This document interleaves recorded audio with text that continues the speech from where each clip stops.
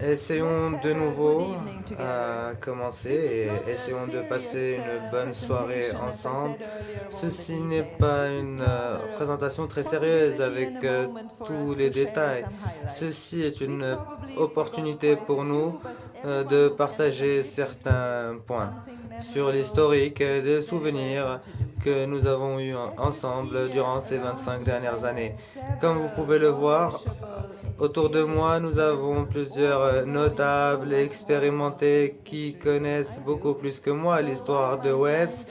À côté de moi, j'ai notre président honoraire, Monsieur Camille Moutier-Bies. Et à côté de lui, nous avons le président, le seul président, le réel président qui est présent avec nous ce soir, Monsieur Mahmoud de Tunisie, qui aura la parole tout à l'heure. Une bienvenue spécifique pour Monsieur Mahmoud.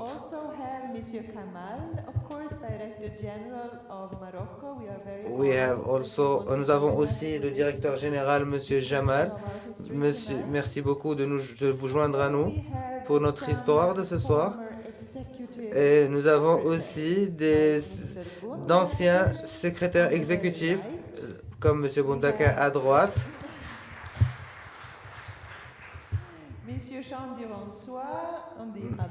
Monsieur Jean Durançois de l'autre côté. Monsieur Patrick Venil on this side. Et notre secrétaire exécutif actuel, Lynn.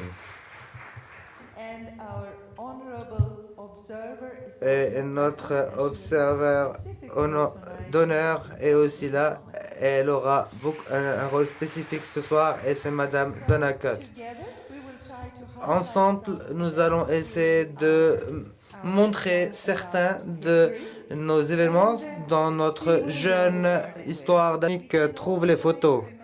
Nous pouvons tous essayer de nous souvenir qu'au 18 octobre, 25 ans, il y a 25 ans, notre organisation a été créée. Et c'était à Genève, le 18 octobre 1988. Et ça fait vraiment plaisir d'être suisse et de dire cela. Ça a été déjà décidé auparavant. Et en octobre, 6 pays, Canada, l'Allemagne, la France, les Pays-Bas, les États-Unis d'Amérique et la Suède ont décidé de créer une organisation. Et bien sûr, nous reconnaissons que l'objectif de cette organisation était ce qu'il est aujourd'hui, pour échanger l'information et les expériences et les expertises, pour partager les problèmes et les solutions et sponsoriser les études et les conférences concernant les mêmes problématiques. Et si vous voulez voir le contexte mondial, ceci était dans une période juste avant la chute du mur de Berlin. C'était un moment où le chômage s'est accru dans plusieurs pays et les besoins pour l'emploi dans les services publics concernant comment retravailler dans ce monde en changement rapide étaient urgents. Et l'ILO était très impliqué. Donc, ok. Donc, nous étions très impliqués. Nous avons quelques défis apparemment.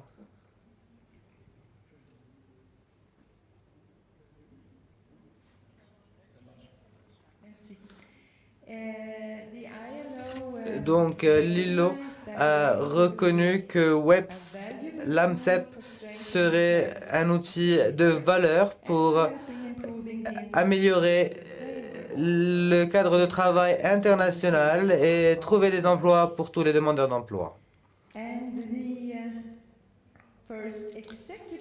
Donc, le premier comité a eu lieu en 1989 et les premiers statuts furent adoptés. À ce moment-là, ce fut un Canadien qui était directeur général qui a été élu président et M. Tawfik Bakar de Tunisie et M. Sándor Sarvas de Hongrie était le premier vice-président à ce moment-là. À ce moment-là, on avait donc le président et les deux vice-présidents. Et le premier congrès mondial,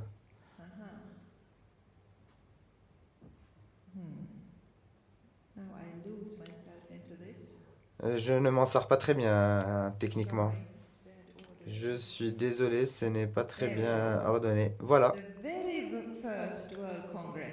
Donc, le premier congrès mondial eut lieu en France en 1992 et le titre de ce congrès, je l'ai quelque part. C'est très intéressant de regarder les titres tels qu'ils étaient à l'époque. Ceci était le premier en France. C'était l'emploi des services publics et le secteur privé, ce qui était très intéressant. À ce moment-là, l'AMCEP avait déjà grandi de façon considérable. Nous avions 63 pays qui étaient membres et 30 d'entre eux avaient déjà alors assisté à ce congrès. L'Afrique du Nord, les îles Caraïbes, etc. Donc, ceux-ci, les pays en mauve, sont les pays qui étaient membres à l'époque, en 1992. Et, et nous avons planifié le deuxième forum mondial. Et son titre était « Les pressions pour le changement ». Ayman, vous êtes quelque part. Est-ce que vous avez une idée comment était l'état de l'emploi et du chômage? S'il vous plaît, si Ayman pouvait avoir un microphone, s'il vous plaît.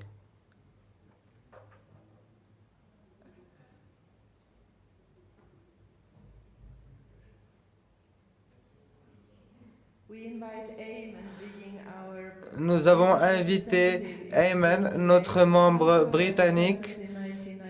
Il n'était pas présent en 1995 dans le deuxième forum mondial, cependant. Mais comment était le chômage et l'emploi à ce moment-là de la vie?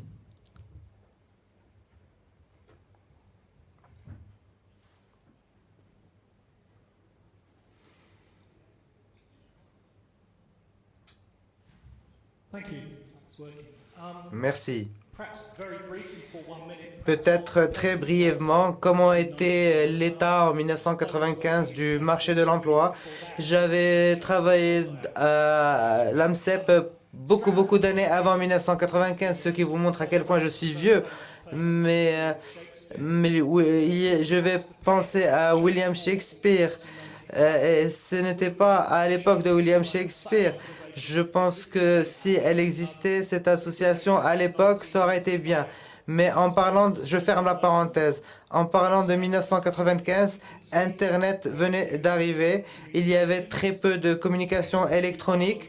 L'AMCEP faisait beaucoup de publicité dans une seule qualité. Il n'y avait pas vraiment beaucoup de valeur ajoutée qu'on pouvait donner aux chercheurs d'emploi qui cherchaient dans d'autres secteurs ou qui cherchaient un emploi ou qui voulaient passer dans une autre partie du pays ou quelque part dans le monde. Elisabeth m'a demandé concernant quels sont les chiffres de la Grande-Bretagne en 1995. Je pense que nous avons une copie quelque part dans un dépôt, mais je pense que ça prendrait 2 semaines pour retrouver les papiers. Et je suis sûr qu'on réussira, mais il faudra le chercher dans un placard, dans un dépôt, et je pense que ce serait difficile. Mais je pense de façon intéressante. J'ai lu quelque part que l'occupation moyenne dure moins longtemps pour un chercheur d'emploi. Ça se passe plus rapidement. Donc les changements arrivent dans la société. Je ne pense pas que en 1995, on appelait que les chercheurs d'emploi des clients. Je ne pense pas qu'on les appelait comme ça. Maintenant, on les appelait comme ça.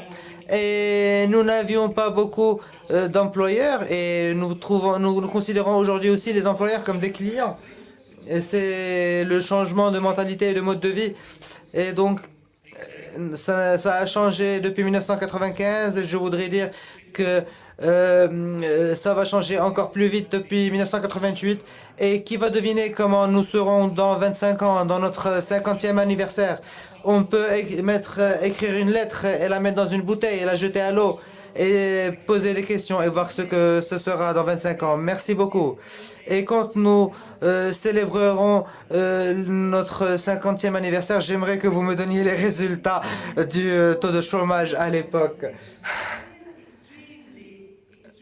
Notre organisation est toujours, depuis le temps, très active. Et à ma droite, nous avons Monsieur Amandroit, qui était une des personnes les plus anciennes.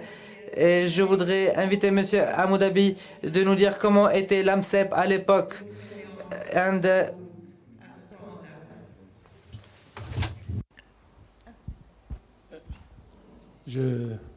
On ne s'est pas concerté avec la présidente. Je viens de découvrir la méthode, mais il m'avait été dit que je vais dire un mot. Et j'avais prévu de dire un mot. Je pense que je peux dire un mot parce que je suis actuellement le doyen en poste. Et je suis rentré dans l'AMCEP en cette année-là. Et cette année-là, je rentrais directement au conseil d'administration. Je suis venu comme candidat pour être membre et lorsqu'on m'a voté membre, j'ai mis ma candidature pour rentrer au conseil d'administration et j'ai remplacé un Guinéen. C'était un Guinéen qui était avant moi au conseil d'administration. Je pense que l'AMCEP a fait beaucoup de progrès parce que quand je revois cette époque-là, il y a beaucoup de choses qui sont passées. Nous sommes allés, je crois qu'on était une trentaine, quarantaine de membres à cette époque. Et on a stagné à 60 membres et aujourd'hui, il semble qu'on est à plus de 100 membres. Je crois qu'on a beaucoup progressé. Mais l'AMCEP a progressé non pas seulement en qualité et en quantité, mais aussi des ressources humaines que nous sommes. Et je crois qu'il y a eu des périodes dans l'AMCEP qu'il faut mentionner.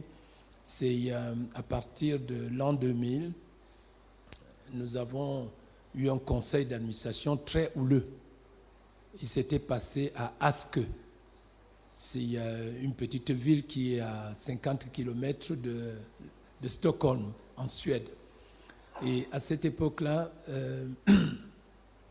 le secrétaire exécutif était M. François Duclou et Lionel Dixon vivait. Il vivait encore, c'était le président. Et il y avait deux voies. La France, à travers François Duclou, voulait que l'AMCEP ouvre ses activités. Mais Lionel Dixon, qui était le président, disait qu'il n'y avait pas d'argent et qu'il ne voit pas où on aurait des ressources pour envisager une association telle qu'elle se présente aujourd'hui. Je crois que c'était le tournant de l'AMCEP. Pour vous donner des anecdotes, c'était si dur qu'à un moment donné, ils se sont insultés et votre serviteur a encore joué le rôle de pompier. J'ai appelé tous les deux dehors et j'ai réussi à les calmer et à les ramener dans la salle.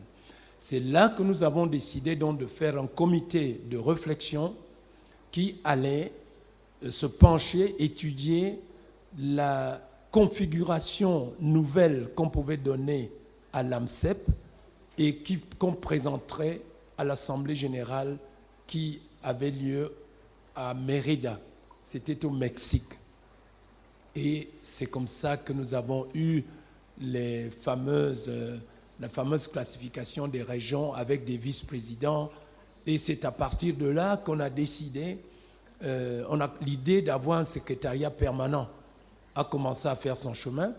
C'est d'abord la France qui a hébergé le secrétariat permanent, parce qu'avant c'était un directeur général qui prenait le secrétariat, mais c'était juste des courriers entre le président et quelques membres. Mais là, on avait quelqu'un qui était détaché pour travailler comme secrétaire exécutif. C'était François Duclos. C'était la France. Et après François Duclos, il y a eu Jean Duronçois qui est là. Et c'est à ce moment-là que la Belgique, quand la France a décidé de se retirer, la Belgique a pris le secrétariat exécutif et nous avons évolué vers des gens à plein temps qui travaillent. Je crois que ça a été un tournant parce que le succès que nous avons aujourd'hui est dû au fait que nous avons un secrétariat permanent, des gens qui travaillent toute la journée pour l'AMCEP. Alors, je profite parce que je ne vais pas parler tout le temps, je voudrais marquer ici ma grande joie, mais vraiment ma grande joie de retrouver ces personnes. C'est toute une histoire, Jean Duronçois, tous ces ateliers, tout ce que nous avons fait ensemble. Il nous manque un peu François Duclos et plus récemment mon fils, parce que lui je l'appelle mon fils. Effectivement, il est mon fils, mais aussi il y a quelqu'un que je viens de voir dans la salle. Le voilà, c'est Franz Gundaker. La dernière fois qu'on s'est vu, c'était à Nuremberg, je crois. C'était lors du congrès et de l'Assemblée générale qui était organisé par les Allemands. Mais je pense aussi à bien d'autres, à Lenka qui est là.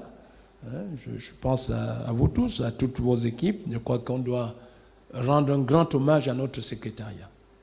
Ils ont fait un très très bon travail qui nous donne aujourd'hui cette image d'un organisme international crédible. Mais je voudrais surtout que cet hommage soit rendu aux présidents, aux anciens présidents, et principalement à Leonard Dixon. Parce que ça paraît facile, mais rendre opérationnel un projet, c'est quelque chose de très difficile. J'ai vu travailler Leonard Dixon.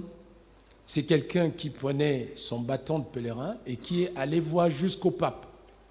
Il est allé rencontrer le pape pour parler de l'AMCEP. Et si on a des membres aujourd'hui de l'AMCEP, c'est grâce au travail de Leonard Dixon.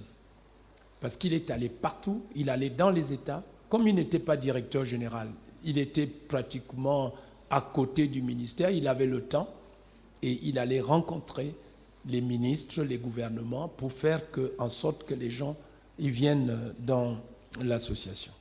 Je voudrais qu'on rende hommage à cette personne. Je voudrais aussi qu'on reconnaisse le rôle que la Suède a joué. Ce n'est pas la première fois que la Suède est présidente. Nous avons eu Lars Andersson, qui était un ami personnel. Et Lars Andersson a offert 200 ordinateurs en Afrique. Et je peux vous dire que j'ai encore, certains de mes collaborateurs ont encore ces ordinateurs. C'est quelqu'un qui était passionné. Il était très, très passionné de l'AMCEP. Malheureusement, il est parti. Bon, c'est comme ça. Et j'avais aussi quelqu'un qui avait une foi énorme en l'AMCEP. Comment il s'appelle, Mamou? Parce que j'arrive à toi, là. Celui que tu as remplacé. C'était un polytechnicien. Il était directeur général de l'ATE. Bédoui, voilà. Quelqu'un d'extrêmement dynamique, mais il n'a pas mis long. Et je suis très heureux de retrouver Eddy Mamou, qui, devant la carence, parce que Eddy Mamou était vice-président. À l'époque, nous n'avions pas les vice-présidents dans les régions. Nous avions un président et un vice-président. Et Eddy Mamou a été vice-président de l'AMCEP, mais en fait, Eddy Mamou a été président, parce que la présidence norvégienne n'a pas du tout fonctionné. Elle n'a pas fait une seule réunion, elle ne s'est pas présentée, et parce qu'en fait, qu'est-ce qui s'est passé? Nous avions quelqu'un d'extrêmement dynamique qui était en Norvège et qui est devenu président.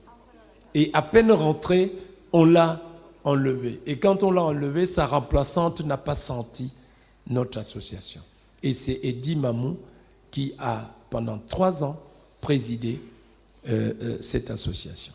Je voudrais vous demander, si vous voulez bien, que nous observions une petite minute de silence en la mémoire de Leonard Dixon, en la mémoire de Madame Tordis, qui a beaucoup travaillé. Elle était au secrétariat exécutif et certainement à la mémoire de beaucoup de nos collègues qui sont morts et qui nous ont quittés jusqu'à présent. Si vous n'y trouvez pas d'inconvénient, qu'on puisse se lever et observer une petite minute de silence en leur mémoire.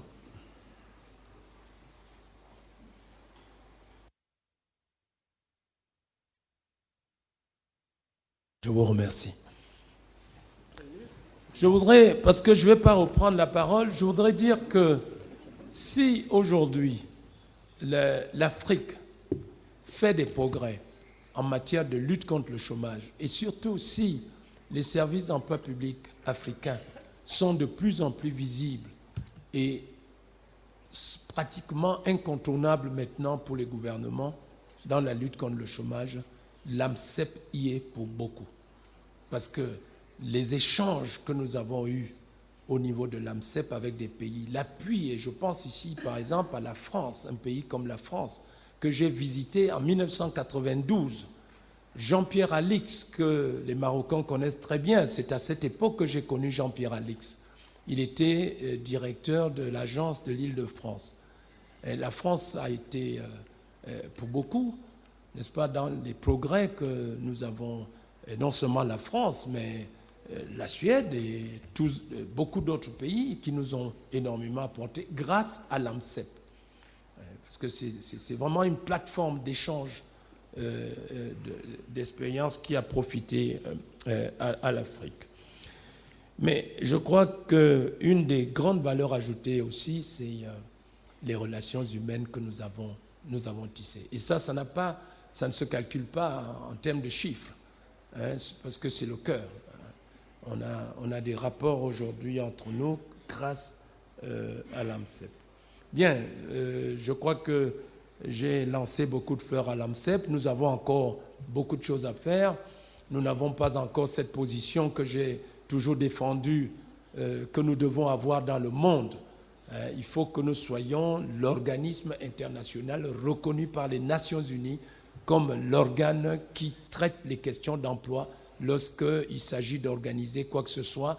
Le jour où je verrai la présidente s'asseoir parmi le G20, hein, parce que c'est la question de l'emploi. Vous connaissez le pacte mondial pour l'emploi.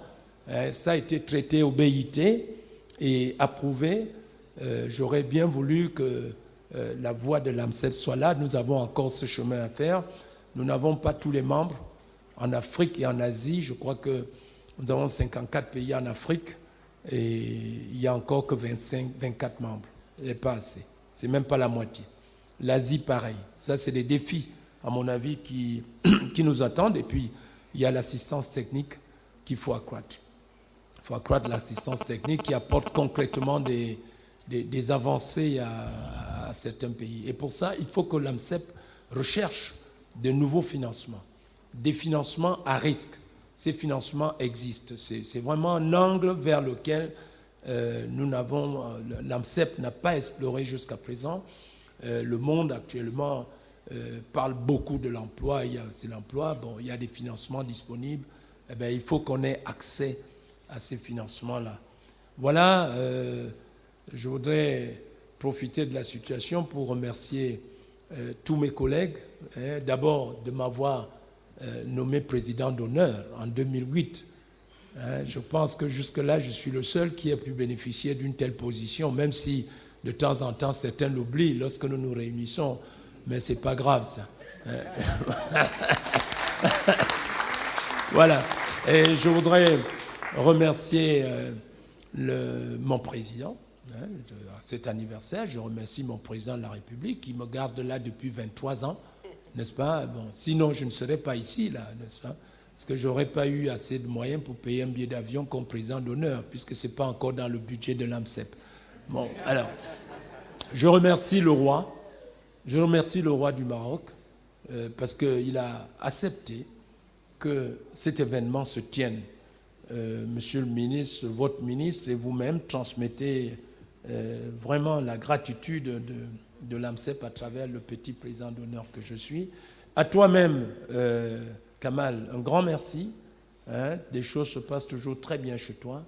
Hein, c'est excellent. Et surtout toutes les petites attentions, les commodités dont nous bénéficions depuis qu'on est là. Toi, ton équipe toujours très performante. Merci, chers amis. Je suis heureux de vous retrouver. Merci à vous tous. Merci. Et joyeux anniversaire. Joyeux anniversaire. Merci, Camille. Un grand merci. Avant de laisser Thank you. Mamou, qui est vraiment it's an honorary guest for us this evening. C'est un guest d'honneur pour nous cet après-midi. On peut voir sur cette photo quelques noms qui ont été mentionnés. Déjà, Monsieur François Duclos. Et aussi cette personne du Norvège que vous avez mentionnée. C'était des collaborateurs très appréciés au secrétariat exécutif, d'après ce que j'ai compris. Et je voudrais citer, d'après le rapport du président de 1998, il a dit une femme norvégienne a été secondée au secrétariat pour travailler sur l'Internet. C'est comme ça que c'était en réalité. Je voudrais vous laisser la parole, Monsieur Mamou. Si vous pouvez partager avec nous quelques moments de cette époque.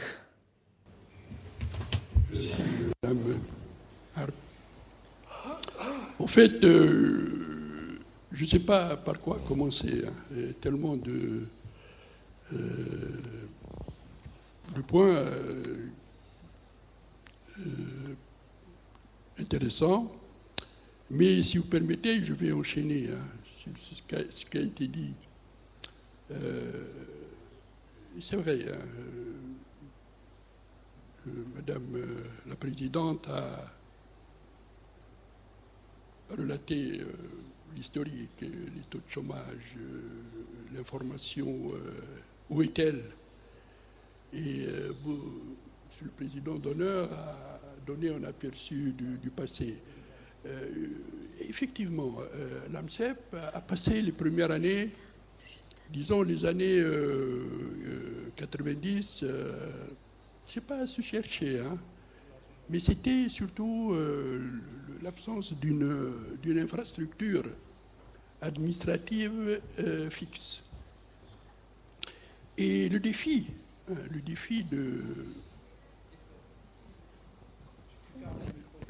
de l'époque, c'était effectivement d'asseoir le secrétariat exécutif. Défunt Dixon, il avait toujours son bâton de pèlerin. Hein. Il voyageait de pays en pays, il a même vu le pape, effectivement. Il est venu notamment plusieurs fois en Tunisie. Mais la force de l'AMCEP, à travers ses responsables, c'était cette facilité de convaincre. Parce que derrière l'AMCEP, à l'époque, au milieu des années 90, il y avait près d'une soixantaine de membres déjà. Ce qui est un bon record pour les quelques premières années de l'existence de l'AMCEP.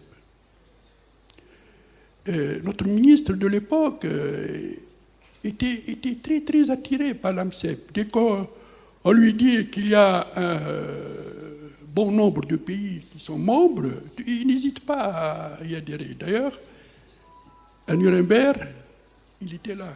À Nuremberg, le ministre tunisien, au congrès de Nuremberg, qui était un grand congrès mondial. Hein, et c'était l'un des, je crois, après celui d'Angleterre. Hein, je crois que c'était effectivement à Nuremberg. Et donc ça donnait un véritable coup d'élan à l'AMCEP. Premier défi. Deuxième défi, donc, implanter un secrétariat fixe. Et c'est le cas aujourd'hui. C'est un défi qui a été surmonté, réalisé.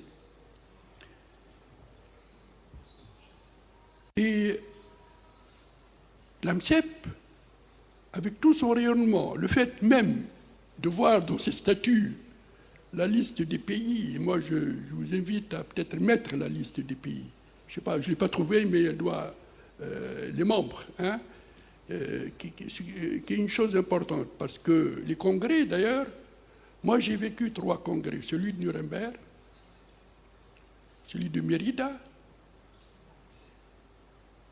celui de Bergen, ce n'était pas un congrès, si, donc 3 congrès. Et ce qui a caractérisé ces 3 congrès, c'est la diversité des pays. Pour Mérida, j'ai pas dû prendre ma cravate, hein, parce qu'il ne voulait pas de cravate là-bas. Pas de cravate au Mexique. Hein. Mais j'ai découvert vraiment l'engouement, hein, des Mexicains.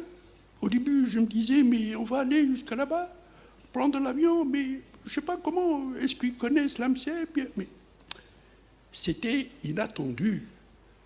La participation, hein, des différentes régions du Mexique, les décisions du Congrès, c'était quelque chose d'archi réussi. Pour moi, c'était un véritable souvenir qui m'a fait très très plaisir. Moi, je pense que pour le futur, il faut poursuivre, notamment hein, dans l'implantation. Mon souhait, c'est que, à l'instar du secrétariat central, hein, disposer de secrétariats régionaux dans les différentes régions. Ceci permettra davantage d'atteindre, hein, d'autres membres. L'exemple du Maroc est clair. L'activité au cours de la dernière décade, c'est quelque chose d'impressionnant. Hein. Et je suis persuadé que l'AMCEP a été un très très grand catalyseur pour ça.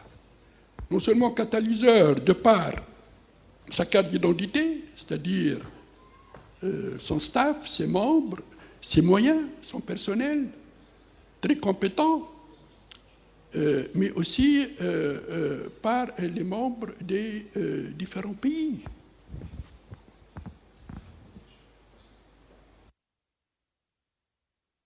Donc, l'AMCEP, qui est une ONG, hein, moi je pense qu'elle a tout la porte grande ouverte pour passer à d'autres hauteurs.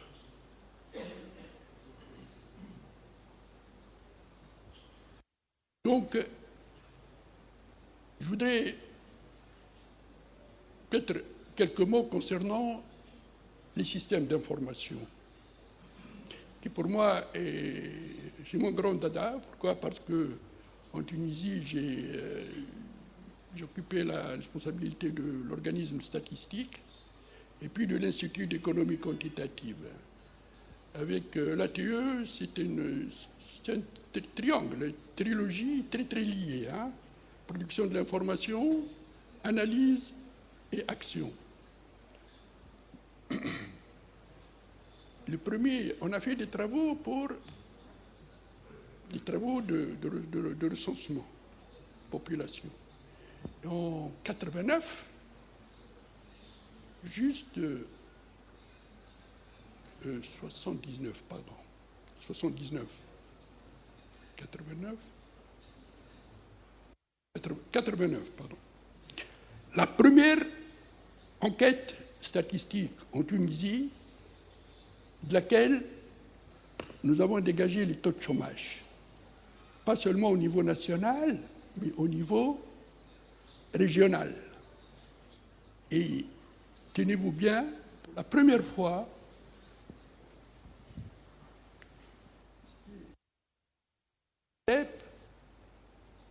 voilà, les pays publient les taux de chômage.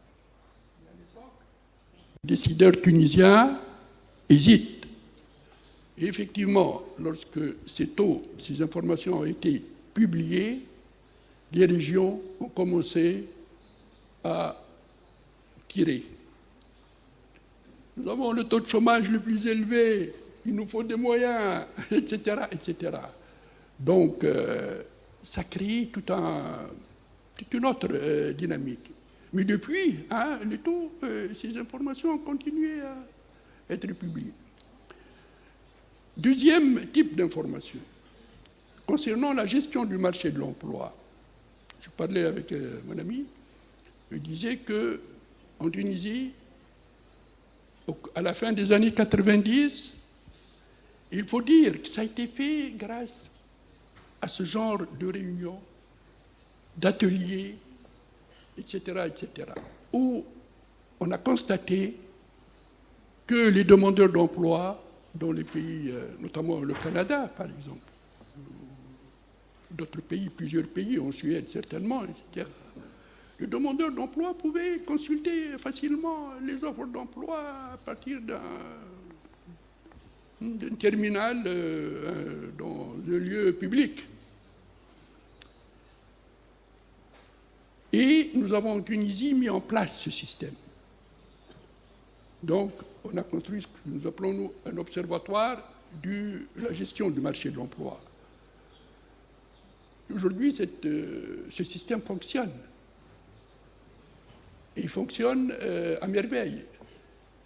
Et je dois me dire personnellement qu'à l'issue des débats de cet atelier, personnellement, j'ai appris beaucoup de choses parce que depuis une dizaine d'années, en fait, je me suis déconnecté de l'analyse directe du marché de l'emploi, de la gestion. Donc, je suis passé de nouveau à l'analyse économique et à l'enseignement. Alors, cet observatoire unique, à l'époque, en son genre, et le directeur général de l'ANPE en France, en visitant l'agence tunisienne, a loué ce travail. Il a beaucoup apprécié ce travail, me disant que chez nous, en Tunisie, on l'a fait pendant 3 ans à peu près. En France, il lui faudra beaucoup plus, vu l'infrastructure déjà qui a été investie. Tout ça pour vous dire qu'on ne peut pas. L'AMCEP, chaque fois qu'il organise une rencontre, on ne peut qu'apprendre. Non seulement apprendre, mais aussi arriver à convaincre le décideur, le ministre, comme quoi, attention, ça s'est fait. Ce matin, il y avait une question qui a retenu mon attention concernant pourquoi les services d'emploi restent-ils les bras croisés et n'interviennent qu'après que la formation ait lieu. C'est-à-dire le système de formation forme, une fois qu'elle a formé, c'est au marché de se débrouiller, c'est au service de l'emploi de se débrouiller pour caser la personne. Mais alors, une des suggestions de l'époque, c'était pourquoi ne pas afficher, pourquoi les services de l'emploi, en collaboration avec les départements concernés, l'enseignement supérieur, la formation professionnelle, afficher les programmes, de manière à ce que le chef d'entreprise puisse au moins savoir à l'avance cette filière, comment dispense-t-elle ses cours. Au Canada, les taux d'insertion de chaque filière sont affichés au public. Le jeune, avant de faire son choix, il décide, prend une décision selon le taux d'insertion dans le marché. Et ça, nous acquérons ça par ces échanges, par ces réunions, par cette réflexion, par ces études, par la formation, etc. Donc, pour me résumer, vous me permettez, œuvrer pour que l'association s'implante et couvre davantage de pays. les 96 membres, ou à peu près, 96 membres, je suis persuadé que ça couvre à peu près de la moitié de la population mondiale. Des pays, pardon. La moitié des pays, hein. Mais plus de la moitié de la population mondiale, surtout si l'Inde et la Chine y sont, je sais pas. Voilà, merci. Un grand merci à vous, Monsieur Mamou. Merci. We already heard the name of this young man mentioned. Nous avons déjà entendu le nom de ce jeune homme mentionné et je pense que le premier secrétariat était à Genève et est passé rapidement à Vienne. Cette personne est présente aujourd'hui, la France. Dites-nous quelques histoires sympathiques concernant ceci. Je peux vous demander? Je suis vraiment choqué par cette photographe. Cette photographie, je devrais la supprimer de... Oui, j'ai été un secrétaire exécutif de WEBS au siècle dernier. C'était une transition, une grande transition dans l'histoire de WEBS. Est-ce que vous vous rappelez qu'il y avait une vie avant Internet? Est-ce que vous vous rappelez comment était la vie sans Internet? Maintenant, tout se fait électroniquement, etc. J'ai commencé mon travail à l'automne 1994 avec Monsieur Nixon. Est-ce que je peux recommander un changement dans le fichier? Lionel Dixon n'était pas le premier président, mais Gerald Buntepold était le premier président, réel président de l'AMSEP.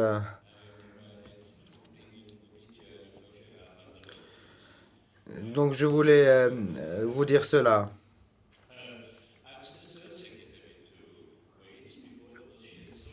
Avant moi, il y avait Kjell Sundberg de Suède qui était secrétaire exécutif. Il a travaillé à l'office ILO de Genève et maintenant il est en retraite. Il a réussi... je n'ai jamais rencontré Luc Wart des Pays-Bas qui était aussi avec lui dans son équipe. Il y avait un grand conflit entre l'AMSEP et l'ILO. Et je ne savais pas quels étaient les problèmes qu'il y avait. Je suis juste arrivé en tant que secrétaire exécutif et nous nous sommes mis d'accord pour avoir cette activité à Vienne et pouvoir créer des services publics d'emploi là-bas. Et là-bas, j'ai été choqué parce qu'il y avait un grand conflit entre Lionel Dixie et Jean Courdois. Et j'étais pas du tout sensibilisé qu'il y avait un conflit sévère pour passer du ILO à l'AMSEP et créer les États membres. C'était un début difficile, mais c'était très bien pendant ces 3 années. Je voudrais aussi me rappeler d'un collègue dont vous connaissez tous, Ronald van Pemkom, qui est des Pays-Bas, qui était le trésorier de l'AMSEP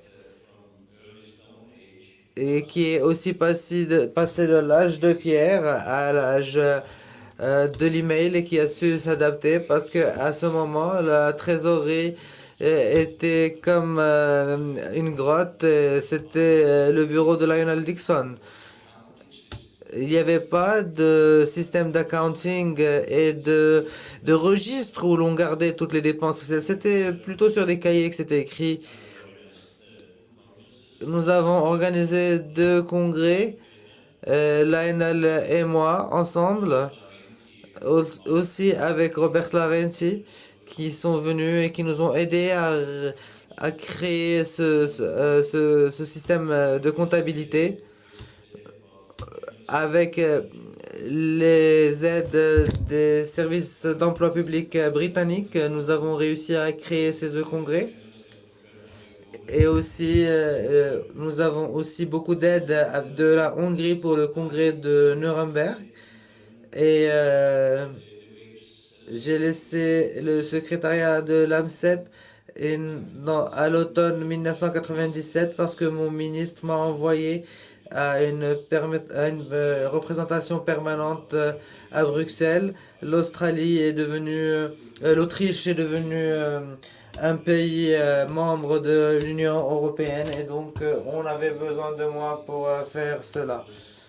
En 1998, on m'a demandé de partir à Bruxelles et de lécher l'AMCEP.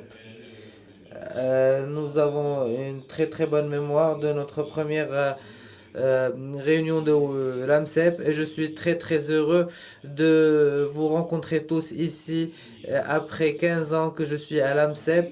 Et mon sentiment ce soir est, est-ce que vous êtes vraiment sûr que c'est seulement 25 ans? J'ai l'impression que ça fait vraiment plus que ça.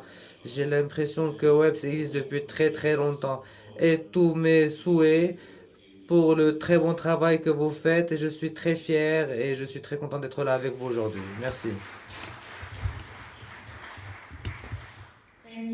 Merci. Camille a déjà mentionné que nous avions beaucoup de quelques présidents norvégiens. Je ne sais pas si vous avez un commentaire par rapport à ça. Je ne devrais pas en parler vu que je suis suédoise, je pense.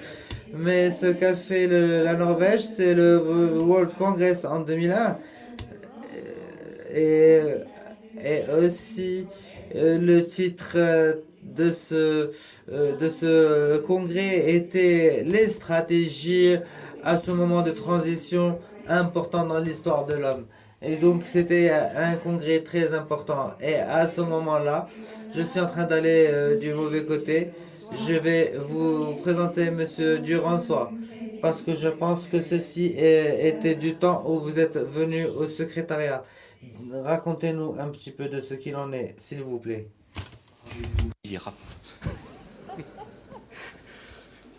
Bien, tout d'abord, avant de commencer, je tiens à remercier l'AMCEP qui a décidé de m'inviter parce que ça me fait plaisir de revoir pas mal de gens que j'ai côtoyés par le passé. Je remercie aussi l'ANAPEC et quand j'ai quitté en 2003, je suis revenu l'an dernier, mais je suis revenu ici, je vois le chemin fantastique qui a été parcouru en 10 ans et vraiment ça me remplit de bonheur. Pendant ces 10 ans, effectivement, il y a beaucoup de têtes quand même qui ne sont plus les mêmes. Faut croire que tous les DG que j'ai connus ont tous été promus, donc je le suppose, je l'espère pour eux. Et il y a 10 ans, on ne parlait pas non plus de Facebook, Twitter, tout ça c'est venu bien après, donc il faut suivre l'évolution technologique et je pense que là le web c'est vraiment à la pointe pour ce genre d'activité. Bon, je dirais que les secrétariats exécutifs, effectivement, nous on était permanents à Paris. Il y a les 3 personnes qui sont sur la photo actuellement, plus Tordis Lang qui malheureusement est décédé, plus également on avait quelqu'un qui avait été envoyé par les services de l'emploi mexicains. On a eu Rosalva Rodriguez puis Jacobo Hernandez et qui ont fait un gros travail avec les pays hispanisants. Bon, le travail lui-même, il n'a pas tellement évolué. C'était l'organisation de ces ateliers qui était la tâche essentielle. Et je pense que là, vraiment, les ateliers sont vraiment des grands moments parce qu'il y a le thème de l'atelier et puis il y a tout ce qui se passe à côté, quoi. Il y a toutes ces rencontres informelles qui permettent aux gens de se rencontrer, d'échanger.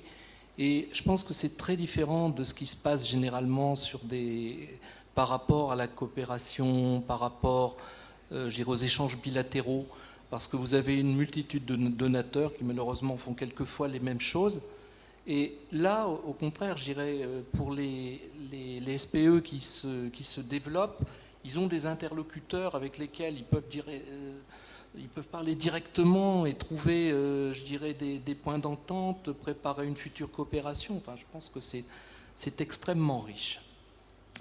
Alors, le travail aussi, c'était, je dirais, d'augmenter le nombre de membres. Donc, on passait beaucoup de temps à essayer de contacter des SPE que l'on n'avait pas parmi les membres et essayer de les convaincre de nous rejoindre.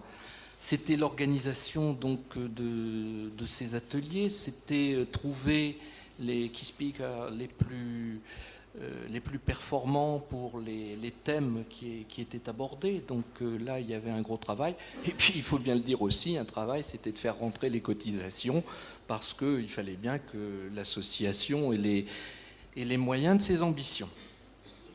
Alors, plutôt que de faire complètement l'historique, je vais plutôt essayer de vous donner 2 ou 3 anecdotes de la vie d'un secrétariat, et je suppose que Franz, Lenka et Patrick en ont vécu des similaires, mais la vie d'un secrétaire exécutif, tout au moins entre 1999 et 2003, au début c'était un véritable challenge.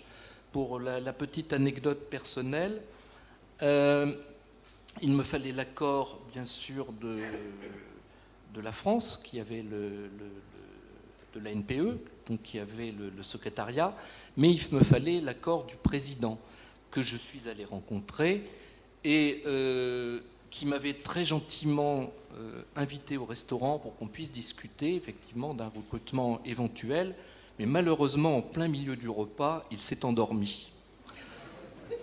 Donc, juste en face de moi, pour quelqu'un qui risque d'être recruté, et avoir la personne qui va le recruter, qui est dans un profond sommeil, en face de soi pendant une demi-heure, c'est une situation très délicate. Alors, vous regardez vos chaussures, vous regardez votre carnet, vous ne pouviez pas regarder votre smartphone parce qu'il n'y en avait pas. Heureusement, un téléphone a sonné, ça lui a permis de se réveiller, on a conclu l'entretien, et le lendemain, je l'ai revu, il m'a dit « Bon, ça s'est très bien passé hier soir. » Et c'est comme ça que j'ai été recruté à l'AMSEP. Donc, des anecdotes comme ça, je pourrais en écrire un livre. Je me souviens d'un participant qui avait passé 3 jours avec des délais d'avion, des problèmes d'intempéries, de délais d'avion, et qui est arrivé juste au moment où on faisait la conclusion. Je me souviens également là je crois que c'était un représentant de Mongolie qui était venu, qui était charmant d'ailleurs, mais comme les 3 langues sont donc l'anglais, le français, l'espagnol, et lui ne parlait que le mongol et le russe, je ne sais pas, enfin il a passé de bonnes journées, ça c'est très clair. On a beaucoup d'anecdotes de ce type. Aussi un atelier où on avait tout prévu, c'était la naissance d'Internet. Et on avait quand même un certain souci pour organiser l'atelier, parce qu'on disait, est-ce que le pays va avoir, je dirais, quelque chose qui corresponde vraiment aux attentes. Donc, où il y avait des projecteurs. Vous avez Internet? Oui. Vous avez des laptops? Oui, il n'y a pas de problème. Mais ce qu'on n'avait pas prévu du tout, c'est que pendant les 2 jours de l'atelier, on n'a pas eu d'électricité. Donc là aussi, une situation quand même assez cocasse. Et je vous assure que dans un hôtel à peu près équivalent à celui-ci, voir les directeurs généraux rejoindre leur chambre, chacun avec une chandelle à la main, était quand même un spectacle assez intéressant. Bien, voilà, donc ce sont quelques anecdotes. Je voudrais aussi dire un petit mot à François Duclou, à propos de François Duclou, qui m'avait précédé, qui est un grand humaniste et qui m'a appris énormément de choses. Il m'a fait gagner un temps précieux pour mon travail. Et une pensée également pour mes collègues Tordis Lang, comme Camille nous signalait, qui malheureusement nous a quittés. Et avec Tordis, on avait quelque chose de particulier. Je terminerai quand même si elle est décédée, par une note assez amusante, c'est que on se déplaçait pour tous les ateliers, donc souvent ensemble, et on enregistrait nos bagages en même temps. Tordis avait une énorme valise rouge.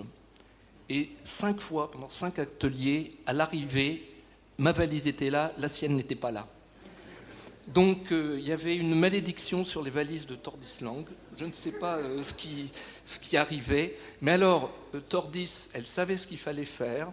Il n'y a pas qu'à l'AMCEP que ça lui arrivait sur un plan personnel très souvent également. Elle avait à peu près 20 kits de produits de secours de différentes compagnies aériennes qu'elle collectionnait parce que, je dirais, elle avait vraiment des mésaventures avec ses bagages.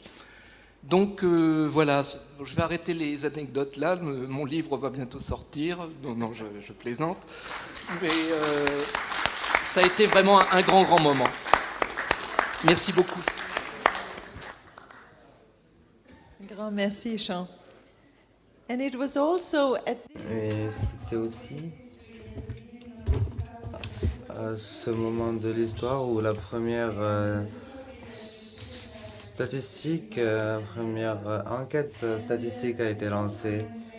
À ce moment, l'AMCEP a aussi commencé à définir le rôle en travaillant avec l'assistance technique. Je ne sais pas si vous vous rappelez de ça, Jean, mais l'AMCEP a travaillé avec quelque chose que l'on pourrait appeler les études de faisabilité avec le Congo et le Kenya pour essayer de comprendre quel serait le rôle de l'AMCEP pour fournir de l'assistance technique. Et nous avons travaillé sur ça et finalement nous avons trouvé à la fin de la journée que l'AMCEP ne pouvait pas fournir l'assistance technique mais qu'elle pouvait être un lien entre les pays qui essayent de répondre à leurs besoins avec les pays membres.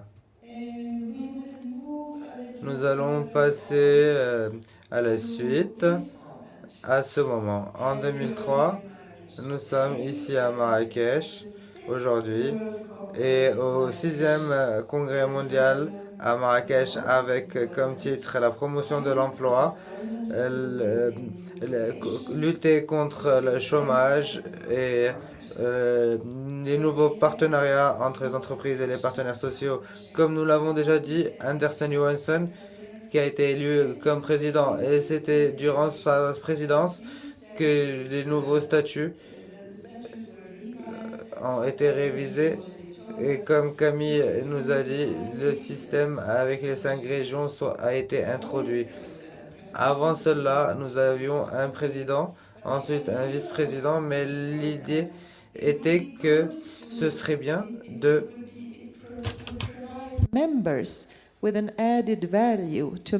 ce serait bien de pouvoir fournir aux membres de différents outils pour pouvoir parler. Nous pourrions mieux connaître nos situations, les situations de chacun. Et pendant ces 3 années, nous avions eu le 6e congrès mondial et M. Camille Mouté Abides a été élu le vice-président du subsaharien à ce moment.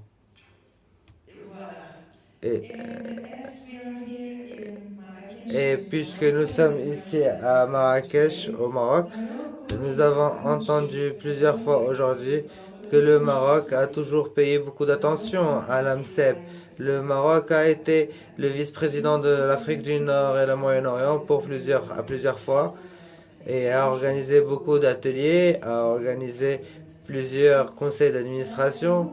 Et je voudrais entendre très rapidement, Monsieur Kamal, why is it so important for Morocco to be an active member of the AMCEP? Why? Merci Madame la Présidente.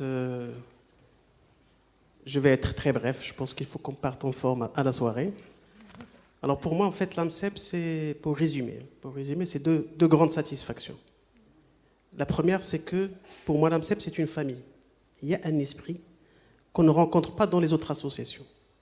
Il y a effectivement quelque chose de particulier. Donc, au-delà des rencontres techniques, des échanges qui sont très importants, certes, il y a effectivement une dimension humaine extrêmement importante. Moi, ça m'a permis donc finalement de faire aussi des amis, beaucoup d'amis à travers l'AMCEP. Et ça, c'est effectivement quelque chose de vraiment inestimable. La deuxième satisfaction, comme vous venez de le dire, c'est que, et ça c'est une satisfaction, on va dire, de l'ANAPEC personnelle, c'est qu'effectivement, à travers notre engagement, nous avons pu créer une tradition de l'AMCEP au Maroc. Comme vous pouvez le constater, donc depuis pratiquement un certain nombre d'années, chaque année, il y a un événement qui se fait. Et donc, on peut dire, effectivement, il y a une tradition de l'AMCEP au Maroc, mais aussi une tradition de l'ANAPEC par rapport à l'AMCEP. Et donc, ça, pour nous, c'est très important. J'espère que ça va continuer. En tout cas, donc, l'ANAPEC restera toujours engagée pour contribuer donc au rayonnement de l'AMCEP au niveau national et international. Alors, je voudrais, pour terminer, quand même dire un mot à propos de... Enfin, j'ai une pensée pour M. Jean-Pierre Alix, que j'appelle le Marocain, parce qu'il a été avec nous pendant un certain temps. Et bon, en tout cas, bon, c'est dommage qu'il n'a pas pu être avec nous, mais en tout cas, c'est quelqu'un qui a vraiment œuvré beaucoup pour nous aider justement à développer un certain nombre de choses. Et j'espère à Malika qu'il va continuer à prendre le flambeau. Voilà, donc j'espère une éternité à l'AMCEP ici et au-delà. Et donc, joyeux anniversaire à l'AMCEP. Un grand merci, M. Kamal.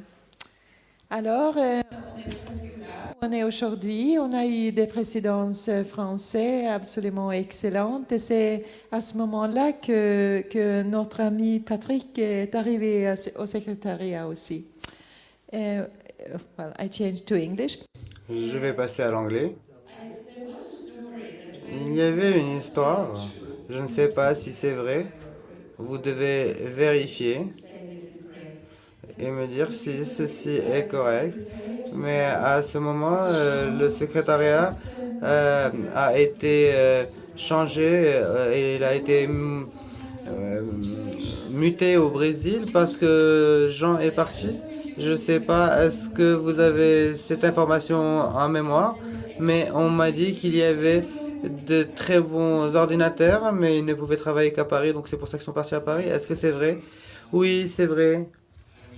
Je me rappelle de la période de Noël 2003 et votre secrétariat était en train de tout préparer parce que quelques mois avant, ici à Marrakech, au Congrès mondial, il était décidé que le secrétariat allait être muté au Brésil, à Bruxelles. Et je vais commencer par le 1er janvier. J'ai commencé le 1er janvier et jusqu'à Noël en décembre. Et avec toutes les personnes qui sont arrivées à Paris, toutes les personnes qui travaillent à l'AMCEP avec de très bons ordinateurs. Et ils ont aussi essayé de se connecter au réseau de la NPE, du Pôle emploi. Et donc ces ordinateurs avaient des disquettes assez grandes et c'était un temps très intéressant parce que l'équipe du secrétariat a été complètement mutée pendant quelques mois pour faciliter la transition. Parce qu'avant cela, il y a quelques personnalités qui disparaissaient, nous avions à regagner notre estime et nous rétablir. Donc c'était très bénéfique que l'équipe pu être mutée et continuer son travail pendant quelques mois en attendant de passer le relais. C'était existentiel à ce moment-là. Nous nous disions, qu'est-ce que nos membres veulent? Qu'attendent-ils de nous? Comment allons-nous former ce réseau, ce large réseau? Il y avait beaucoup d'organisations différentes, à différents niveaux, qui étaient occupées de choses très différentes. Et nous avions toujours, comme idée principale, c'est de nous dire, quel que soit ce qu'on fait, nous devons toujours avoir un seul objectif, que ce soit les ateliers qui ont couvert les différentes régions. Donc ceci fut le cas à l'époque et aussi l'arrivée du président suédois qui nous a beaucoup aidés. Et vous savez cela, Elisabeth, vous faisiez partie de ce team qui essayait de mettre en place des règles et des principes de bonne gouvernance. Nous avons beaucoup d'attentes les uns des autres. Et je me rappelle que juste au moment où vous avez quitté, il y avait un conseil d'administration à Marseille en 2003, il y a une dizaine d'années, oui, 10 ans. Et nous avions discuté des nouveaux statuts en essayant de promouvoir le fait qu'il y aurait un nouveau vice-président, donc de nouvelles règles. J'étais à la première fois là-bas en train de prendre des notes comme un secrétaire exécutif et j'ai été vraiment émerveillé par à quel point les backgrounds culturels des différents membres étaient différents et il fallait qu'on les mixe et qu'on les mette ensemble pour que chacun puisse s'adapter à l'autre. Et le vice-président de ce moment-là était M. Camille Moutet, parce que ce sont deux façons de comment gérer les ambitions et les conceptions. Nous avons le président et le vice-président qui sont impliqués dans leur région. Par exemple, pour les Japonais, c'était très difficile à ce moment-là. Ils avaient une culture avec laquelle ils devaient s'adapter. Donc, ils étaient très résistants parce qu'ils ne pouvaient pas s'adapter. Et donc, Camille a intervenu avec toute cette expérience. Il est venu d'Afrique et nous a dit qu'on doit être ambitieux. Nous avons essayé. Peut-être que nous n'allons pas réussir, mais nous avons à avoir une ambition, un objectif. Et c'était très important à l'époque. Et je me rappelle de ça pendant toutes ces années. Avec étape après étape, nous nous sommes beaucoup améliorés. Et je peux voir où nous sommes arrivés aujourd'hui. Et certaines des choses que j'entends sont très familières à mon oreille. Je pense que l'AMCEP pourrait rester telle qu'elle est, une organisation dynamique, très adaptable et flexible. Je pense que c'est très important d'écouter tous les membres. Et maintenant, je pense que nous avons créé ces outils. Les changements de site web, je sais ce que c'est. Je suis passé à travers 2 changements de site web, donc bravo à vous pour cela. C'est vrai que je suis d'accord avec ce que M. Kamau a dit. C'est comme un cercle qui a commencé il y a 10 ans et qui est en train de finir. Il y a 10 ans, j'ai commencé ici à Marrakech et je suis en train d'expérimenter ce sens de la famille, vraiment, ce sens d'appartenance. Je pense aux gens, je pense à Jean par exemple comme une famille, parce que vous reconnaissez beaucoup de passion, les gens sont dévoués. Vous pouvez être vraiment en désaccord avec quelqu'un, mais vous vous sentez unis dans la passion. Et ceci est très important pour dépasser les difficultés. Pour moi, cette famille est devenue un aspect personnel. Nous avons organisé un congrès mondial au Canada, nous allons en parler maintenant. C'était le 7e congrès en 2006. Et par conséquent, plusieurs années plus tard, nous avons organisé le congrès mondial à la ville de Québec. Et ma contrepartie là-bas était très belle femme, jeune et belle, Paula. Et nous nous sommes mariés au Canada. Et je pense que mon petit garçon de 20 mois est en train de courir dans les couloirs. Donc je pense que c'est vraiment un esprit de famille ici à l'AMCEP. Donc je voudrais remercier tous les présidents, tous les vice-présidents. Je me rappelle d'une période où le vice-président et le président ont quitté. Et 3 des 5 vice-présidents n'étaient pas là. Et le facteur stable a toujours été Camille. Camille était le facteur stable, Camille est toujours resté. Et vous ne pouvez pas vous en débarrasser, non? Donc, nous l'avons mis président honoraire en 2008. C'est l'esprit de la famille. Donc, tous ces sites web, tout ce que nous faisons, nous devons le faire. C'est très important. Et c'est comme ça que vous pouvez faire la différence. Et c'est quelque chose que vous devez chérir. Merci beaucoup.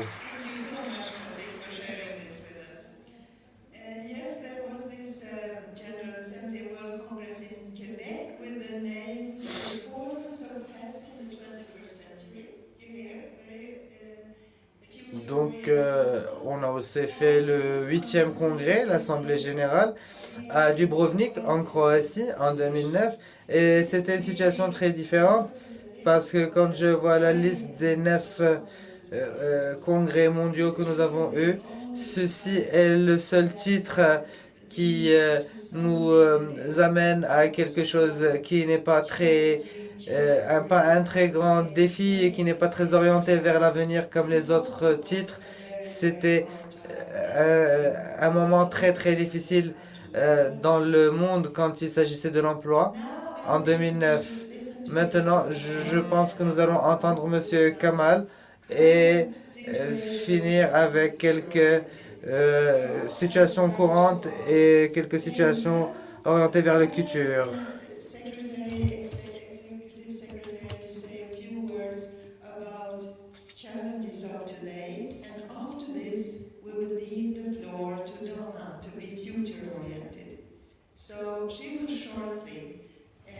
Je vais passer la parole à Donna, qui va nous parler du futur. Je ne sais pas quand est-ce qu'on va célébrer un anniversaire. Je ne sais pas ce que vous allez nous donner. Nous, comme information, je donne donc la parole à Linka. Merci Elisabeth. Je vais parler en français parce que un petit peu mieux que mon anglais, bien que je ne suis ni francophone ni anglophone. Elisabeth me demande quels sont les défis, à mes yeux, de l'AMCEP pour le moment. Quand j'ai commencé à travailler pour le SPE flamand, le VDAB, en 1998, j'ai été charmée par l'atmosphère qu'il y avait au VDAB.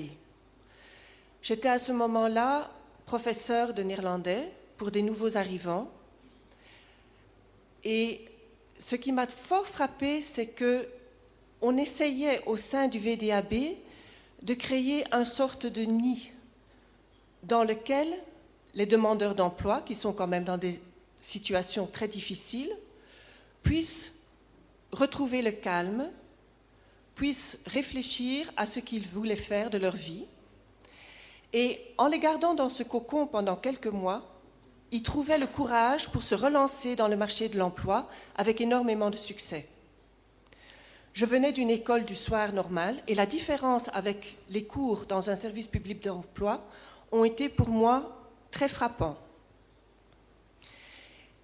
Et quand j'ai commencé à l'AMCEP, je me suis rendu compte qu'ici aussi, je tombais dans une organisation qui voulait offrir un cocon, une sorte de nid à ses membres, qui sont les DG des services publics d'emploi, de sorte qu'ils puissent parler sans frein, sans crainte, de leurs problèmes, de leurs succès, qu'ils puissent se questionner à haute voix.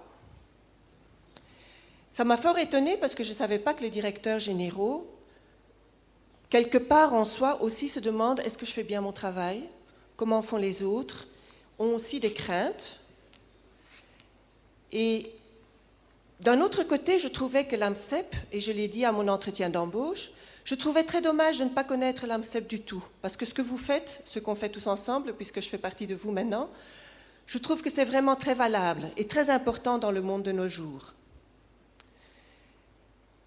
Et donc, je voyais tous ces membres et je me disais, c'est dommage qu'on ne vous connaisse pas plus. Je voudrais qu'on apprenne à vous connaître. J'ai eu une discussion à ce sujet avec Miguel l'année passée et il me disait, oui, mais Lenka, si tout le monde doit nous connaître, on va devenir un organisme peut-être trop lourd.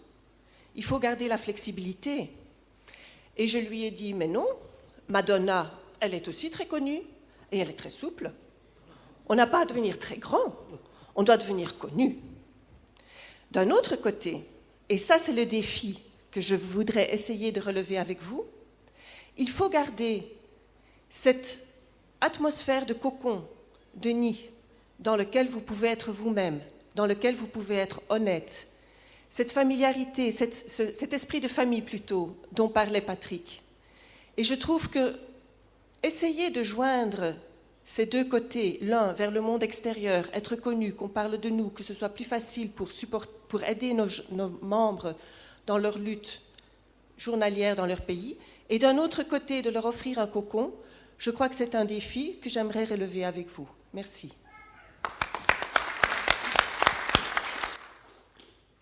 Un grand merci, Lenka. Nous avons dit quelque chose concernant tous les congrès mondiaux, donc nous devons aussi mentionner le dernier qui a eu lieu à Séoul l'été dernier avec comme titre l'emploi public et le changement en termes de management. J'ai eu l'honneur que je mentionne maintenant pour ceux qui ne le savent pas que le 10e AMCEP congrès mondial sera en Turquie. Donc, voyons comment nous serons orientés vers l'avenir à ce moment-là. J'espère que ce sera toujours le cas. La dernière intervention avant la partie, je donne la parole à Donna. Comme ILO était l'un des 3 corps qui ont pris l'initiative et qui ont soutenu notre organisation très fortement depuis le temps, c'est très raisonnable que vous ayez le dernier mot. Merci pour nous donner une pensée orientée vers le futur. Merci Elisabeth et merci à vous tous pour m'inclure dans votre soirée. Je suis vraiment honoré d'être dans ce groupe de personnes qui partagent l'histoire et qui regardent vers l'avenir. Je me sens très à l'aise de m'asseoir entre vous parce que je ne suis pas seulement du Canada qui était un des membres fondateurs, mais je suis aussi une représentante de l'ILO qui a été reconnue comme une très bonne contribution pour votre organisation et qui continue de le faire. Et au moins autant qu'elle le faisait au début, si ce n'est pas encore plus. Pas moi seulement, mais beaucoup de mes collègues de l'ILO connaissent toute la contribution et la volonté que vous avez pour partager vos pratiques et vos informations avec nous tous. Je voudrais commencer par vous dire joyeux anniversaire. Joyeux anniversaire. Vous êtes maintenant une organisation qui n'est pas officiellement une jeune, selon la définition, parce que vous avez 25 ans, parce que vous êtes en train de passer à l'âge adulte. Pourquoi pas regarder qu'est-ce que nous ferons dans le futur et qu'est-ce qui se passera par la suite. On pourra parler de ce qui se passera dans 15 ans ou 25 ans. Quand on m'a demandé de faire ça, j'ai immédiatement dit oui parce que j'avais tellement d'idées que je voulais partager avec vous. Et après, j'ai commencé à réfléchir en ce qui concerne ce que je pense de l'AMCEP. Et beaucoup de mots positifs sont passés par mon esprit et quelques-uns ont été déjà cités. Je vais les redire. Je pense à adaptable, je pense à professionnel, je pense à énergétique, très énergétique, et je pense à dynamique. Et je pense que pendant les quelques années où j'ai travaillé avec vous en tant qu'observeur pour l'ILO, j'ai vu toutes ces caractéristiques plusieurs fois de suite. Quel que soit l'endroit dans le monde où je vais, je vois ça très clairement. Et pour ça, je pense que vous devez être très fiers. En termes de ce qu'on attend du futur, je pense qu'il y a beaucoup de choses qui peuvent être faites. Ce n'est pas très possible de faire des avancées aussi significatives que celles que vous avez faites durant ces 25 ans dans les prochaines 25 ans. Vous devez juste regarder la carte du monde. Au début, il y avait très peu de pays membres. Aujourd'hui, une grande partie du monde est déjà en rouge, comme vous pouvez le voir sur la carte. Je pense avec beaucoup de confiance que dans 25 ans, que les gens seront là encore en train en train de célébrer l'anniversaire, mais j'espère que ma photo ne sera pas posée en tant qu'ancienne de l'AMCEP, mais je pense que ce sera le cas parce que ma photo a déjà été prise cet après-midi. Donc, en tant que membre de cette organisation, je voudrais, vous êtes très innovant, vous partagez vos informations grâce aux nouvelles technologies et vous développez des sites web dynamiques. Vous avez des streaming en direct de tous les événements que vous avez. Vous faites la promotion des technologies de l'information à travers des chaînes multiples. Et c'est très intéressant pour les nouveaux membres. Je peux voir que les Européens sont en train d'augmenter. Ceci, c'est un point que je voulais dire. Et j'ai beaucoup aimé ce que M. Kamel a dit. Ceci n'est pas seulement une organisation, c'est une famille. Et les gens prennent soin les uns des autres. Ils ne font pas attention seulement au succès de leur propre pays. Ils pensent aussi au succès de leurs collègues dans les autres pays. Et je suis impressionné par cet esprit-là. Aussi, le fait de pouvoir atteindre de nouveaux partenaires. Quand vous avez commencé il y a 25 ans, l'ILO était un partenaire. Nous continuons de l'être.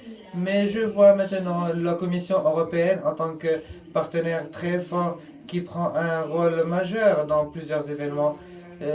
L'OCDE, la Banque américaine de développement et bien sûr l'Union africaine. Pas seulement vous en tant qu'individuel, mais les pays de ces régions qui travaillent et qui participent à ces régions sont la clé pour la réussite et le succès de ces événements et pour augmenter l'intérêt des populations et des cultures pour l'emploi. Grâce à votre professionnalisme, vous êtes très innovant et je m'attends à ce que ça continue et ce sera votre plus grand capital, votre innovation. Vous êtes prêt à endorser le changement. Vous ne le voyez pas en tant que défi, mais vous le voyez en tant qu'une opportunité pour avancer. Et en 2008, quand j'étais à l'ILO, j'avais beaucoup de chance de passer à l'ILO au moment de la crise économique, au cœur de la crise économique. Et la possibilité de faire face au changement était énorme, que je me suis senti utile au service public de l'emploi dans le monde entier. Et ils ont de plus en plus de demandes à nous et à vous pour tout ce qui est soutien technique. C'est ce que je vois pour le futur. Rien de vraiment nouveau, mais je continue d'avancer vers de l'avant. Quand vous avez une excellente organisation, c'est très difficile d'avoir de nouvelles idées. Mais vous pouvez grandir et toujours nourrir votre organisation de nouvelles idées. Je vais finir avec une citation que j'ai trouvée il y a un moment et je l'utilise beaucoup maintenant parce que je la trouve très motivante et je pense que c'est très applicable. C'est Michelangelo qui l'a dit et je vais m'assurer que je ne me trompe pas. Et la citation est: le risque n'est pas l'objectif de voir très haut et de tomber très bas, mais le risque c'est de viser juste ce que vous pouvez faire. Il faut toujours risquer d'aller plus haut pour aller le plus haut possible, mais si vous risquez d'aller juste à un petit niveau, c'est ça le risque que vous faites vraiment. Joyeux anniversaire et bon appétit.